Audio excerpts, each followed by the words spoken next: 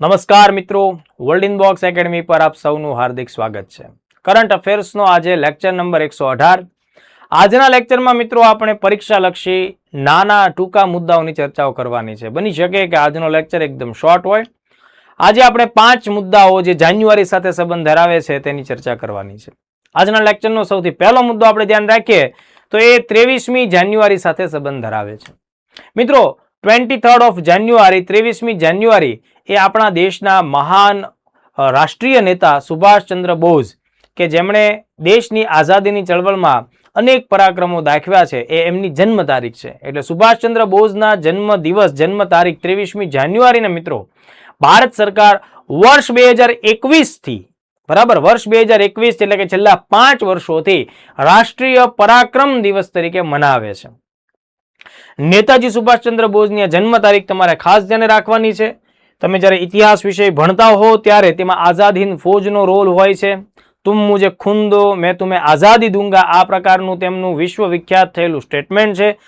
જય હિન્દ શબ્દ આપણે બોલતા હોઈએ છીએ દોસ્તો. આ જય હિન્દ શબ્દ જનતાને આપનાર મહાન નેતા સુભાષચંદ્ર બોઝ છે દોસ્તો. એટલે એમનું કાર્ય ખૂબ અગત્યનું છે. 1920ના વર્ષમાં તેમણે આઈસીએસ પરીક્ષા પાસ કરેલી અને 1921ના વર્ષમાં જ્યારે દેશ આખામાં અસહકાર અથવા અસહયોગ આંદોલનની ચળવળ ચાલતી હતી ત્યારે એમણે આઈસીએસ પરીક્ષામાંથી રાજીનામું આપ્યું, આઈસીએસ પદ છોડી દીધું અને ત્યારથી દેશ સેવામાં એ જોડાઈ ગયા હતા. આ ઉપરાંત 1938ના વર્ષમાં અને 1939ના વર્ષમાં એટલે કે લગાટ સતત 2 વર્ષ એ ઇન્ડિયન નેશનલ કોંગ્રેસના અધ્યક્ષ તરીકે પસંદગી પામ્યા હતા દોસ્તો. 1938માં મિત્રો ગુજરાતમાં સુરત ખાતે સુરત નજીક હરિપુરા નામનું ગામ છે, ત્યાં કોંગ્રેસની બેઠક થઈ હતી. જે ગુજરાતની અંદર ગામડામાં આયોજિત થયેલું પહેલું અને રાષ્ટ્રીય સ્તરે ગામડામાં આયોજિત થયેલું બીજું અગત્યનું કોંગ્રેસનું સેશન હતું. તેમાં નેતાજી અધ્યક્ષ તરીકે ચૂંટાયા હતા અને એના પછીના જ વર્ષે 1939માં મધ્યપ્રદેશમાં ત્રિપુરી ખાતે જે જબલપુર જિલ્લા સાથે સંબંધ ધરાવે છે ત્રિપુરી ખાતેના સંમેલનમાં પણ એ ચૂંટાયા હતા. પણ આગળ જતા એમના અને ગાંધીજીના વિચારો સ્વતંત્રતાની ચળવળમાં કંઈક અલગ દિશામાં જતા હોવાને લીધે સુભાષચંદ્ર બોઝે કોંગ્રેસની અધ્યક્ષતા કોંગ્રેસ છોડી દીધી અને પછી ફોરવર્ડ બ્લોક નામનો પોતાનો એક રાજકીય અલગ સંગઠન 1939ના વર્ષમાં રચ્યો અને પછી વિદેશોમાં જઈને પણ ક્રાંતિકારી પ્રવૃત્તિ કરી હતી. તો આવા મહાન નેતા છે મિત્રો અને એમની જન્મ તારીખ આપણે યાદ રાખીશું રાષ્ટ્રીય પરાક્રમ દિવસ તરીકે. એટલે એ બધી વિગતો જે મેં તમને જણાવી છે એ અહીંયા લખેલી છે, તમે એને ખાસ જોઈ લેજો. જન્મનું વર્ષ એમનું 1897 છે બરાબર. બીજી વાત કે જ્યારે 2021માં ભારત સરકારે કેન્દ્ર સરકારે આ તારીખને પરાક્રમ દિવસ તરીકે સ્થાપિત કરી જાહેર કરી તો એ તમારે ધ્યાન રાખવાનું છે કે એ નેતાજીની 125મી જન્મ જયંતિ ઉજવવાના ઉદ્દેશથી આ પ્રકારનું કાર્ય કરવામાં આવ્યું છે. ચલો અહીંયા બાકીની બધી વિગત છે તમે વન કાઇન્ડ ઓફ એકવાર એને વાંચી ખાસ લેજો. અને બીજી એક વાત, નેતાજી સુભાષચંદ્ર બોઝની આત્મકથા છે મિત્રો, તેનું નામ છે એન ઇન્ડિયન પિલગ્રીમ. N Indian પિલગ્રીમ. તો આ એક ફેક્ટ તમારે ધ્યાન રાખવાનું. એ સિવાય નેતાજી વિશે તમારી પાસે કોઈ ખાસ વિગત હોય પરીક્ષા લક્ષી તો એ તમે અચૂકપણે કમેન્ટમાં જણાવજો. ઓકે, ચાલો વધીએ છીએ આગળ. જેમ 23 તારીખનું ખાસ મહત્વ છે એવી જ રીતે બીજી એક મહત્વની તારીખ છે મિત્રો, એ છે 25મી જાન્યુઆરી. 25મી જાન્યુઆરીને આપણા દેશ ભારતમાં રાષ્ટ્રીય મતદાતા દિવસ તરીકે ઉજવવામાં આવે છે અને તેના અલગ અલગ સેલિબ્રેશન્સ આપણી સામે આવતા હોય છે. આવું કેમ? તો કે ભાઈ 1950ના વર્ષમાં 25મી જાન્યુઆરીના દિવસે મિત્રો ઇલેક્શન કમિશન ઓફ ઇન્ડિયા જે ભારતની સમગ્ર રીતે ચૂંટણીનું આખું સંચાલન આયોજન કરે છે, બહુ જ મહત્વપૂર્ણ બંધારણીય સંસ્થા છે, તેનું નિર્માણ થયું અથવા તો એમ કહી શકાય કે ભાઈ તેની રચના થઈ. તો આ 25મી જાન્યુઆરીને એ ઘટનાના અનુસંધાને દર વર્ષે રાષ્ટ્રીય મતદાતા દિવસ એટલે કે નેશનલ વોટર્સ ડે તરીકે મનાવવાની પરંપરા વર્ષ 2011 થી શરૂ થયેલી છે બરાબર. એટલે આ જે દિવસ આપણે ઉજવીએ છીએ એ 2011ના વર્ષથી આપણે 25મી તારીખને રાષ્ટ્રીય મતદાતા દિવસ તરીકે ઉજવીએ છીએ. કારણ મેં તમને લોકોને જણાવ્યું છે, ભારતીય ચૂંટણી પંચ ઇલેક્શન કમિશન ઓફ ઇન્ડિયા ની સ્થાપના બરાબર એના અનુસંધાને આપણે આ કામ કરીએ છીએ. આ દિવસ ઉજવવા પાછળનું કામ એ છે કે લોકો ચૂંટણીના મહત્વને, ચૂંટણીની ગરિમાને અને પોતાના એક મતના મૂલ્યને સમજે. એટલે મતદાતાઓમાં જાગૃતિ ફેલાવવી, યુવા મતદારો મતદાન માટે પ્રોત્સાહિત થાય એ પ્રકારના કાર્યો કરવા, નવા મતદારો છે નોંધણી વધારે, આ બધા કાર્યો ને ધ્યાને રાખીને આ દિવસની ઉજવણી થાય છે. ખાસ મહત્વની વાત તમારે ધ્યાને રાખવાની છે કે ભાઈ વર્ષ 2026 ની થીમ શું હતી આ દિવસની? My India my vote. આ મોસ્ટ આઈએમપી રહેશે દોસ્તો. અહીંયાથી પ્રશ્ન આવી શકે છે. બરાબર, મોસ્ટ આઈએમપી મારું ભારત મારો મત. અને સાથોસાથ આ ઉજવણી માટે એક અલગથી ટેગલાઇન પણ તૈયાર કરવામાં આવી છે. થીમ ઉપરાંત ટેગલાઇન, જે આ નવો સિમ્બોલ બનાવવામાં આવ્યો એ પ્રકારે citizen at the heart of Indian democracy, એટલે કે ભારતીય લોકશાહીના કેન્દ્રમાં ભારતના નાગરિકો અથવા નાગરિકો. બરાબર, તાજેતરમાં આપણે આ વર્ષે જે ઉજવો 16મો રાષ્ટ્રીય મતદાતા દિવસ છે, તો એ પણ એક ફેક્ટ થયું, એને પણ તમારે ધ્યાને રાખવું જોઈએ. હવે તમારે મને કમેન્ટમાં જણાવવાનું છે કે વર્તમાન સમયમાં ભારતના મુખ્ય ચૂંટણી આયુક્ત એટલે કે મુખ્ય ચૂંટણી કમિશનર કોણ છે? એનું નામ તમારે કમેન્ટમાં જણાવવાનું છે. એ પરીક્ષામાં પૂછી પણ શકાય, એટલે ખાસ એને ભૂલતા નહીં. હવે બાકીના અમારે આ લેક્ચરમાં જે 4 મુદ્દાઓ તમારા લોકો સાથે ચર્ચામાં લેવાના છે, એ આપણે બધા ચૂંટણીલક્ષી મુદ્દાઓને ધ્યાને લઈ લઈએ, જેથી કરીને આ આખો મુદ્દાની સાથે તમારે ચૂંટણીલક્ષી કોઈ પણ સવાલ આવશે તો એક્ઝામ ઓરિએન્ટેડ મુદ્દામાં કરી શકશો. કારણ કે કરંટની સાથે જીકે અને જનરલ અવેરનેસ પણ હોય છે, જે અત્યારની ડિમાન્ડ છે, એટલે આપણે એ દિશામાં જોવું જોઈએ. જેમ કે સ્વીપ નામનો એક કાર્યક્રમ છે, 2009 થી શરૂ થયેલો છે. સ્વીપનું પૂરું નામ પરીક્ષામાં પૂછી શકાય.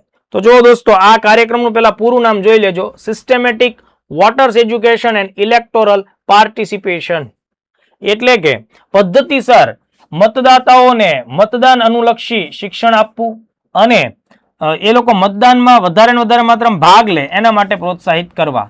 આ કાર્યક્રમ 2009 થી શરૂ થયો છે. એટલે શું કરવામાં આવે છે? જ્યારે કોઈ પણ રાજ્યની વિધાનસભાની ચૂંટણી હોય અથવા કેન્દ્ર સ્તર ઉપર લોકસભાની ચૂંટણીઓ હોય, એટલે કે ચૂંટણીઓ આયોજિત થવાની હોય, ત્યારે ચોક્કસ પ્રકારના બ્રાન્ડિંગ સાથે લોકોમાં મતદાતા જાગૃતિ ફેલાવવામાં આવે. એમાં ખાસ કરીને એક્ટર, એક્ટ્રેસ, ક્રિકેટર કે અન્ય સેલિબ્રિટીઝનો સારો એવો ઉપયોગ કરવામાં આવતો હોય છે. એ લોકો પોતાની રીતે એડ બનાવતા હોય છે, કેમ્પેન કરતા હોય છે, જાગૃતિ અભિયાન ચલાવતા હોય છે. એ સમયે ચૂંટણી કમિશનર આ પ્રકારના લોકોને એમ્બેસેડર જાહેર કરતા હોય છે. સતત કેમ્પેનિંગ થતું હોય. એટલે આ આખી બાબત છે એ સ્વીપ કાર્યક્રમ સાથે સંકળાયેલી છે. એટલે હવે જો એક્ઝામમાં વર્ષ પૂછાય 2009, પૂરું નામ પૂછાય તો એ ઓન સ્ક્રીન જ છે, systematic voters education and electoral participation. આ એનું પૂરું નામ. પૂરું નામ મોસ્ટ આઈએમપી 10 વાર લખો દોસ્તો, 10 વાર લખો. બરાબર છે, પણ એને યાદ કરવાનો પ્રયત્ન કરો.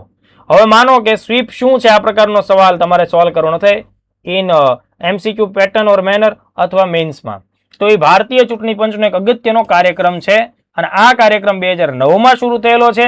આ કાર્યક્રમનો ઉદ્દેશ શું છે? તો કે ભાઈ મતદારને શિક્ષણ, જાગૃતિ, બરાબર, મતદાતાઓની ભાગીદારી વધારવી, આ માટેનો આ કાર્યક્રમ કામ કરે છે. એમાં યુવાનો, મહિલાઓ, ગ્રામીણ વિસ્તારો અને અન્ય વિશેષ જૂથોને ટાર્ગેટ કરીને વિવિધ પ્રવૃત્તિઓ, બરાબર, સેમિનાર્સ, ઇલેક્ટોરલ લિટરેસી એટલે કે જાગૃતિ, બધું જ ફેલાવવામાં આવે છે. બરાબર, તો આ પ્રકારે એક પ્રકારની મતદાતા સક્રિયતા અને જાગૃતિ માટેનો આ કાર્યક્રમ છે. આમાં મેં તમને કીધું એમ કે ભાઈ કેટલાક લોકોને, સેલિબ્રિટીઝ લોકોને અહીંયાથી એમ્બેસેડર પણ બનાવવામાં આવતા હોય છે. તો આ બાબત ક્લિયર થઈ ગઈ? હા પાડો, ડન. અને બીજી વાત, માનો કે તમને મેઇન્સમાં 3 માર્ક્સનો સવાલ પૂછાઈ જાય, સીસીઈમાં આવવાની જ છે, બરાબર, મેઇન્સ, તો એમાં પૂછે કે સ્વીપ કાર્યક્રમ ઉપર નોંધ લખો અથવા સ્વીપ છે એના પર ચર્ચા કરો. તો આ 3 માર્ક્સમાં 50 શબ્દો આરામથી તમે લોકો હેન્ડલ કરી શકો છો. પૂરું નામ લખો, વર્ષ લખો, ચૂંટણી કમિશન લખો. એમસીક્યુમાં તો ખાલી એવું પૂછે કે આ કાર્યક્રમ કઈ સંસ્થા ચલાવે છે, બરાબર છે, તો પણ ચૂંટણી કમિશન એ એનો જવાબ આવે, ચૂંટણી આયોગ છે એનો જવાબ આવે. ચૂંટણીની પ્રક્રિયાની સાથે એક મોબાઈલ એપ્લિકેશન બહુ જ અગત્યની ભૂમિકામાં છે. એનું નામ યાદ રાખજો, સી વિઝિલ. આ મોબાઈલ એપ છે.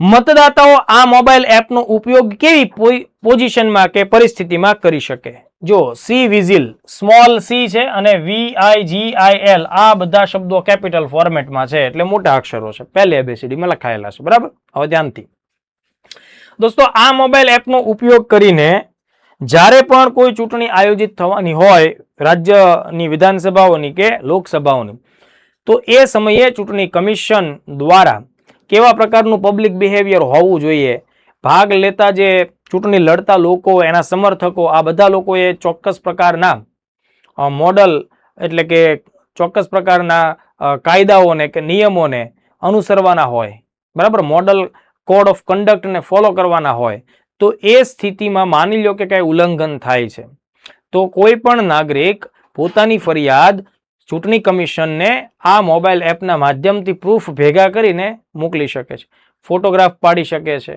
બરાબર, અથવા વિડીયોગ્રાફી પણ આની મદદથી થઈ શકે. સી વિજિલ, દાખલા તરીકે કોઈ જગ્યાએ ચૂંટણીના 2 દિવસ 3 દિવસની વાર હોય અને કોઈ ફ્રીમાં પૈસા આપી જતું હોય કે દારૂ વેચાતો હોય કે રાતે ભજીયાઓની પાર્ટી થતી હોય કે લોકોને ધમકાવવામાં આવતા હોય, બીજા દિવસે કે જ્યારે ચૂંટણીનું માહોલ હોય ત્યારે જે લોકો વોટ દેવા જતા હોય તો કેટલાક લુખ્ખાઓ કે અસામાજિક તત્વો કે ગુંડાઓ એ સાલાઓ બધાને હેરાન કરતા હોય, તો આ બધાના ફોટોગ્રાફી કે વિડીયોગ્રાફી કરી અને તમે ચૂંટણી કમિશનને ફરિયાદ નોંધાવી શકો છો.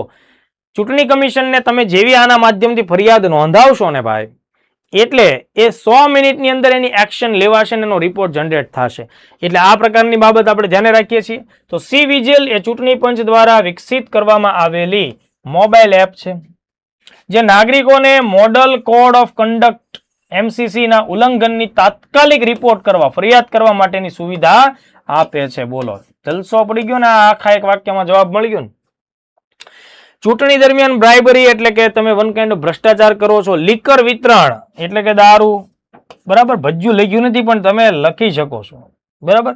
અનૈતિક પ્રચાર જેવા ઉલ્લંઘનના ફોટા, વિડીયો આ બધું તમે અપલોડ કરી શકો છો. અને 100 મિનિટ આ IMP કહેવાય, 100 મિનિટમાં એ લોકો એક્શન લેશે. તો સી વિજિલ, તમને મોબાઈલ એપ ખબર પડવી જોઈએ.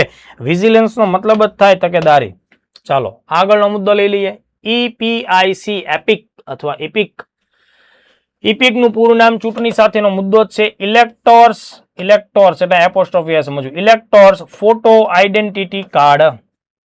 ઇલેક્ટોર એટલે તમે મતદાતા, 18 વર્ષથી મોટી ઉંમરના વયસ્ક વ્યક્તિ, બરાબર. ઇલેક્ટોર્સ ફોટો આઈડેન્ટિટી કાર્ડ, તો જેને આપણે સામાન્ય રીતે મતદાતા મતદાન ઓળખનું કાર્ડ કહીએ ને, એ જે આ પ્રકારનું દર્શાવવામાં આવતું હોય તે.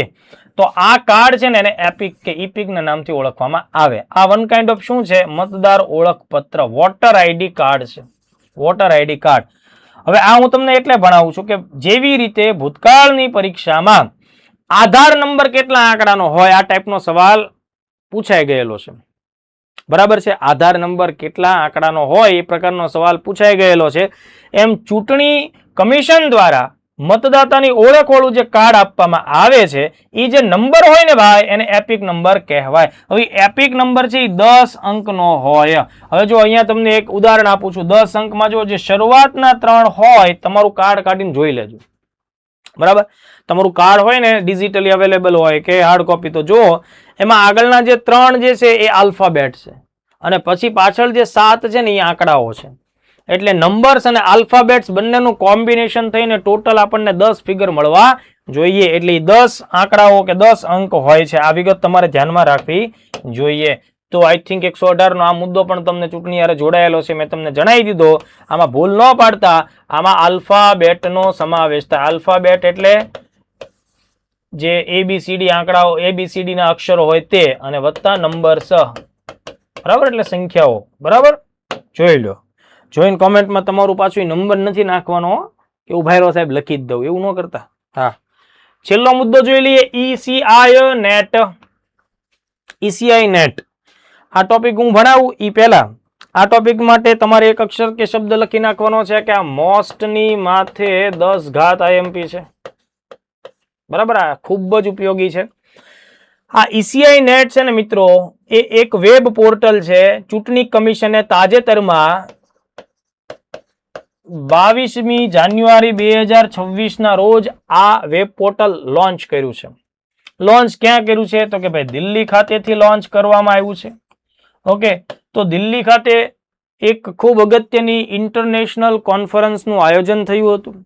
International conference on democracy and election management, એટલે કે લોકતંત્ર અને ચૂંટણી પ્રક્રિયાનું જે મેનેજમેન્ટ થાય એના માટેની ઇન્ટરનેશનલ કોન્ફરન્સ. અને આ ઇન્ટરનેશનલ કોન્ફરન્સમાં ભારતના મુખ્ય ચૂંટણી કમિશનર જ્ઞાનેશ કુમાર, હું તમને નામ નથી જણાવતો, તમારે તો કોમેન્ટમાં લખવાનું છે, એમના દ્વારા આ જે વેબ પોર્ટલ છે લોન્ચ કરવામાં આવ્યું. તો ભારતમાં આ જે ECI નેટ છે એ એવું વેબ પોર્ટલ છે કે જે સમગ્ર દેશમાં ચૂંટણીલક્ષી તમામ પ્રકારની કામગીરી અને પ્રવૃત્તિ એક જ ડિજિટલ પ્લેટફોર્મના માધ્યમથી કરી શકાય એવી સુવિધા પ્રોવાઈડ કરે છે. તો મોસ્ટ આઈએમપી ECI નેટ તમને લોકોને પ્રિલિમ મેન્સ બધામાં પૂછી શકાય. ECI નેટ એ ભારતીય ચૂંટણી પંચનું એકીકૃત ડિજિટલ પોર્ટલ છે, જેને મેં હમણાં જ જણાવ્યું દોસ્તો, દિલ્હી ખાતે 22મી જાન્યુઆરી 2026 ના દિવસે લોન્ચ કરવામાં આવ્યું છે.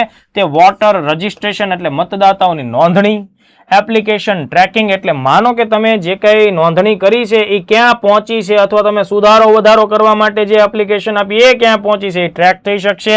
ફોર્મ રિલેટેડ જે કંઈ હોય ભરવાના હોય, ફરિયાદો હોય, વોટર કાર્ડ, એ બધી જ બાબતો 40+ સેવાઓ એક જ જગ્યાએ ઉપલબ્ધ થશે. બરાબર. તે વોટર સર્વિસ પોર્ટલ અને અન્ય એપ્સને એકીકૃત કરી નાગરિકો માટે સરળ અને પારદર્શી સેવાઓ બધી પૂરી પાડે છે. એટલે આમાં 40+ સેવાઓ એ પણ તમારે ખાસ ધ્યાને રાખવું જોઈએ. One stop digital platform, single platform for 40+ apps or websites for the electors and stakeholders. અહીંયા સુધીના મુદ્દાઓ આપણે ધ્યાને રાખ્યા. તો આજના આ લેક્ચરમાં જાન્યુઆરી સાથે સંકળાયેલા 2 દિવસો અને ચૂંટણીનું આ ECI નેટ લોન્ચ થયું છે તે વિજિલ, સ્વીપ, આ બધા મુદ્દા આપણે ભણ્યા છીએ. આઈ થિંક કે આ બધી જ વસ્તુઓ તમને લોકોને એકદમ ઇઝી થઈ ગઈ હશે, સરળ થઈ હશે. અને એને તમે હાવ લબાડ માણસો તો છો જ. મારો બેટો એક પોઝિટિવ કોમેન્ટ નથી કરતા લેક્ચરમાં. જ્યારે હું તમને આટલું બધું સરળ બનાવીને આપું છું ત્યારે તમારી કેટલીક નૈતિક ફરજ આવે છે, એ તમારે જોવી પડે, નિભાવવી પડે. લાઇક કરો અમારા લેક્ચર્સને, શેર કરો, સારી સારી કમેન્ટ્સ કરો. તમારા જે મિત્રો હોય, અંગત રીતે કોઈક નાની મોટી ગર્લફ્રેન્ડ બોયફ્રેન્ડ હાલતા હોય તો એ બધાને શેર કરવું જોઈએ. તમારે બધું જોવો, આનાથી બુદ્ધિ વધશે, તમારી માર્ક્સ વધશે. માર્ક્સ વધશે તો નોકરી મળશે. નોકરી મળશે તો જ ઘરવાળા તમને લોકોને પ્રેમથી, સન્માનથી બોલાવશે. બાકી તમને બહુ સારી રીતે ખ્યાલ છે. ચાલો મળીએ નેક્સ્ટ લેક્ચરમાં. જય હિન્દ.